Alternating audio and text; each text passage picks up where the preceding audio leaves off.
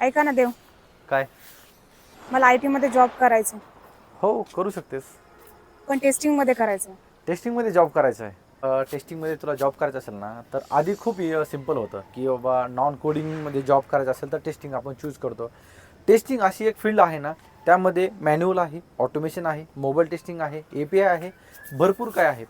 भलेही जॉब लागल्यानंतर आपण मॅन्युअल टेस्टिंगवरतीच काम करतो, बट तुम्हाला ऑटोमेशन टेस्टिंग आलं पाहिजे. जावा विथ सिलिनियम असेल किंवा पायथन विथ सिलिनियम असेल, मोबाईल टेस्टिंग असेल, ऑटोमेशनच्या रिलेटेड तुम्ही काही असेल. आता जर ए आय आलं आहे, ए पी आय वगैरे नाही, ए आय विथ ऑटोमेशन आहे.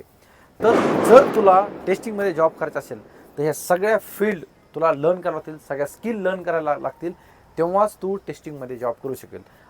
जॉब लागल्यानंतर किंवा तुला इंटरव्ह्यू क्रॅक झाल्यानंतर भलेही मॅन्युअल टेस्टिंगमध्ये तुला जॉब देतील ते, बट तुला ह्या सगळ्या फील्ड आल्या पाहिजे.